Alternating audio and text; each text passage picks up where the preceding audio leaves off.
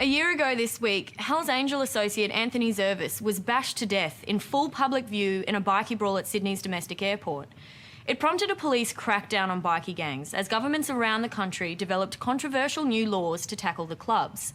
In response, the bikies set up state councils to unite against the proposed new laws. Tonight, in a Hungry Beast exclusive, Jessicah Mendes goes inside the New South Wales bikie bunker.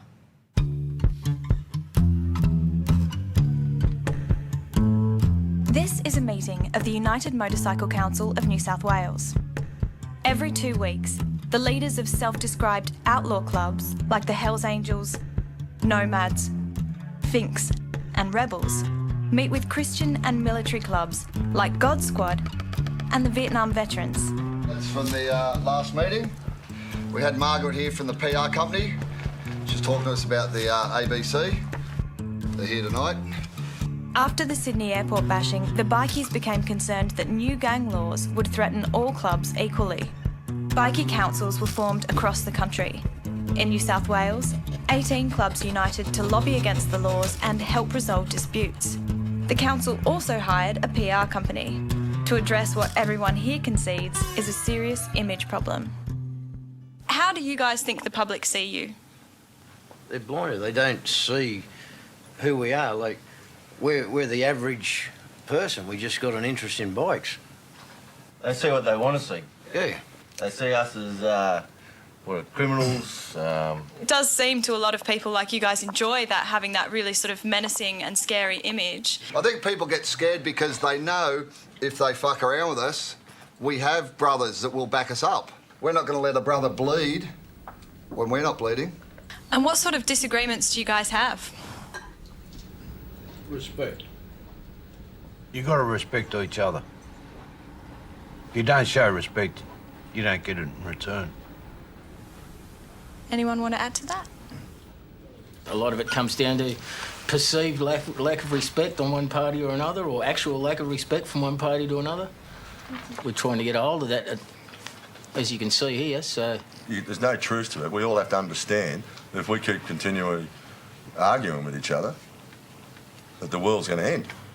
Under the New South Wales Government's criminal organisation laws, members of a club can now be placed under a control order and banned from working in around 15 different professions. Those include security, tow truck driving, running a bar and being a mechanic. There's not a lot stopping them adding things to that list either. I mean, they're constantly amending laws.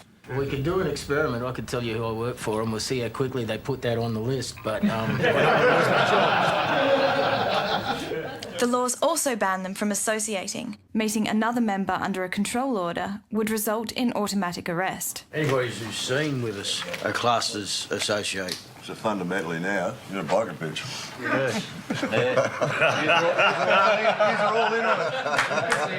These are all in on it. These men want us to know they see the legislation as an infringement of their civil rights and ours. The fact that any group of people can be subject to the legislation, the fact that criminal intelligence can be used against you and you're not going to be in court to hear what it is, so you can't defend yourself. This is really a dangerous piece of legislation. But the police maintain tough laws are necessary and that bikie clubs are organised crime units.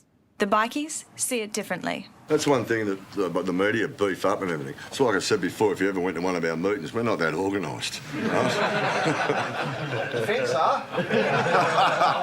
And the way the police dress us all up, there's one bloke at the top, he hands the drugs out and we all go out and feed it all out like an organised... That doesn't happen. Police would argue, though, that certainly there are individuals within a lot of clubs that are involved in criminal activity. Yeah, we've got people in the club that are. So is a football club team down the road.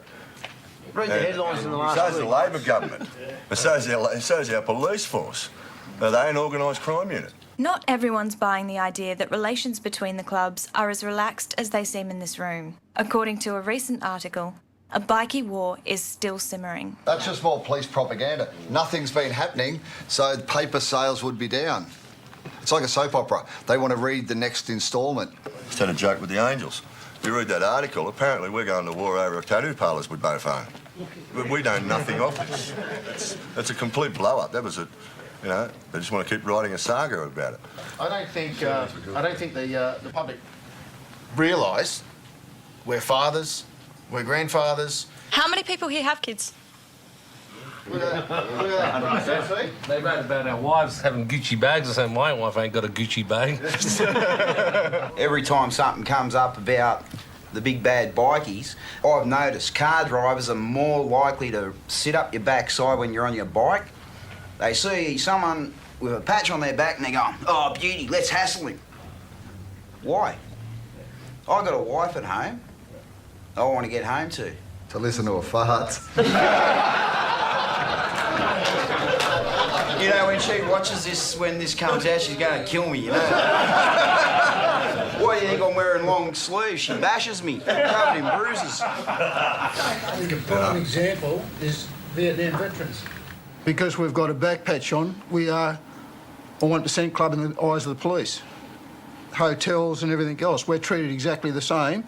We wear a back patch with pride because we served in Vietnam. We came back and we were ostracised by the government, by everyone when we came back.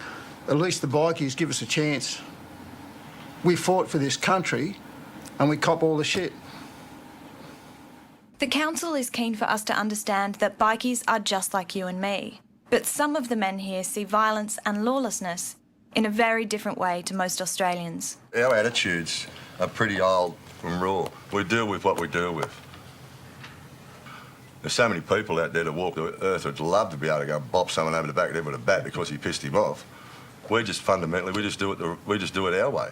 Violent disagreements between rival clubs have been kept to a minimum over the past year. Regular council meetings mean clubs are increasingly answerable to each other, and no one wants to be to blame for a repeat of last year's events. In March last year, a man was killed at the airport in front of a lot of very scared members of the public. I know it's before the courts and there's a sub judice issue here, but is there anything that you can say to the public about it? It's got to be said that what happened at the airport was a tragedy.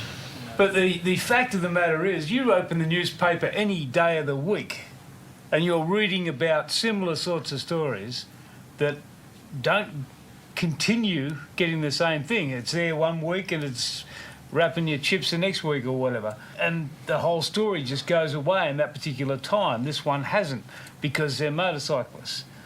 It's the stigma attached with this particular group of people, and not because of anything else.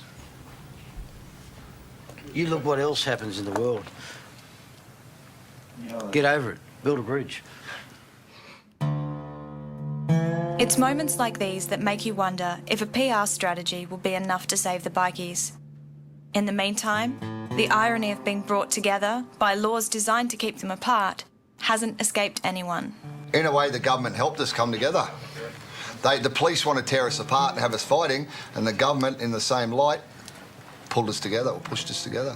Since this interview, it's been reported that the New South Wales Police are moving to declare the first club illegal.